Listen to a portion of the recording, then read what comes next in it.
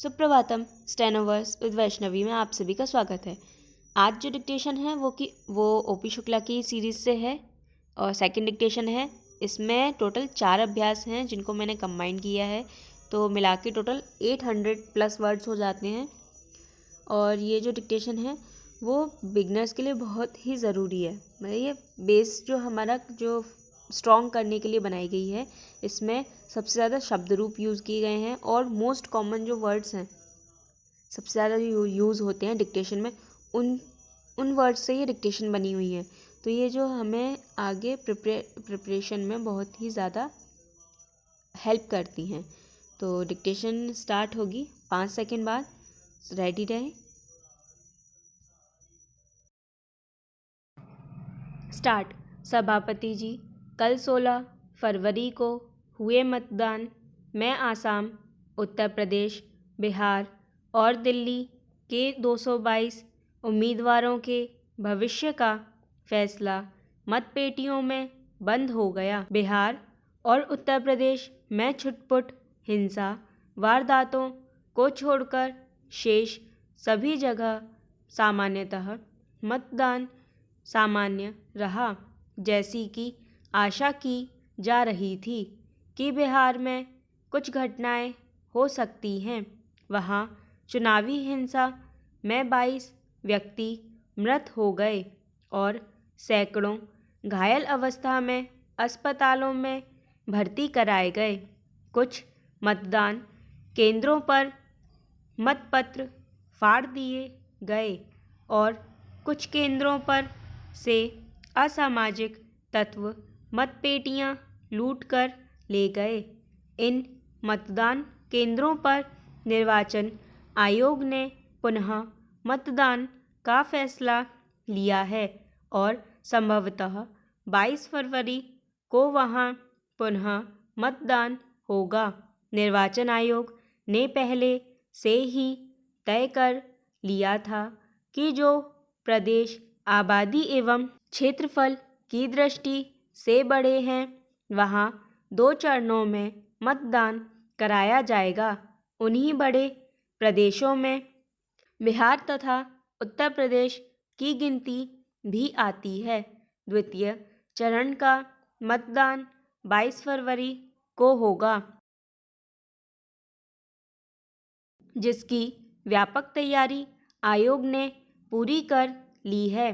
कुछ एक पहाड़ी इलाकों के मतदान केंद्रों पर जहां आवागमन की सुविधा नहीं है और मतदान दलों को पैदल ही यहां जाना पड़ता है, वहां के लिए मतदान दल निर्वाचन सामग्री लेकर रवाना भी हो गए हैं और शेष मतदान केंद्रों पर मतदान दल 19 फरवरी को रवाना होंगे। पूर्णविराम पैरा। साथियों, इलाहाबाद उच्च न्यायालय ने अपना आदेश देकर पुनः पुरानी सरकार को बहाल करके यह सिद्ध कर दिया कि भारतीय न्याय प्रणाली चुस्त दुरुस्त और सर्वोपरि है। यह बात और है कि दूसरा पक्ष सुप्रीम कोर्ट जाने की बात कह रहा है, परंतु देर रात 48 घंटे की अवधि उपरांत श्री पाल ने अपनी कुर्सी पुराने मुख्यमंत्री को खाली कर दी है और वे अब अकेले रह रहे हैं। पहले वे राज्य मंत्री मंडल में परिवहन मंत्री थे और उनका दर्जा कैबिनेट मंत्री का था, परंतु अब वे एक साधारण विधायक रह गए हैं। सबसे दुखदायक बात तो यह है कि उनके 12 साथी मंत्री पद पर आसीन होने के लिए उन्हें छोड़कर अपनी पुरानी सरकार में वापस चले गए। यही नहीं, उनका कहना है कि हम पाल के प्रोपोगेंडा में शामिल नहीं थे, हम तो कल्याण सिंह जी के साथ थे और हमने अपनी उपस्थिति राजभवन में राज्यपाल के सामने अपनी सरकार के समर्थन में दी थी। वैसे श्री कल्याण सिंह पुराने भाजपाई हैं। उनकी अपनी सूझबूझ है और उनके कार्यों का समर्थन भाजपा शीर्ष भी करता है और वे उत्तर प्रदेश के मामलों में निर्णय लेने हेतु पूर्ण रूप से स्वतंत्र एवं सक्षम हैं। आपने पहले सुना होगा कि इसके पूर्व भी केंद्र ने उन्हें हटाने की साजिश की थी, परंतु राष्ट्रपति ने केंद्र को पुनः निर्णय पर विचार करने के लिए बाध्य किया था। उसी के उपरांत श्री कल्याण सिंह मुख्यमंत्री बने थे। पूर्णविराम पैरा। महोदय, गिरते राजनीतिक मूल्यों से यह एहसास होने लगा है कि अब लोकतंत्र भारत जैसे विशाल देश में डूबता जा रहा है।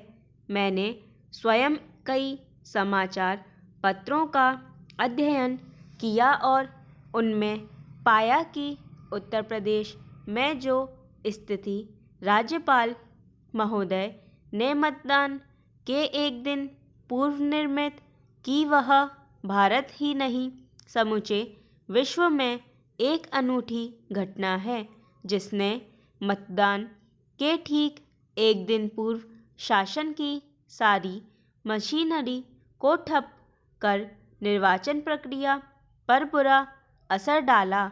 अखबारों में यह भी लिखा है कि राज्यपाल महोदय ने उक्त घटना की जानकारी राष्ट्रपति महोदय को भी दी थी और राष्ट्रपति ने 2 दिन का निर्णय लेने को मना किया था। यह तो तय है कि राज्यपाल सिर्फ राष्ट्रपति के अधिकार में होता है, या यूं कहा जाए कि राज्यपाल के अधिकार राष्ट्रपति के हाथों में हैं, तो गलत नहीं होगा।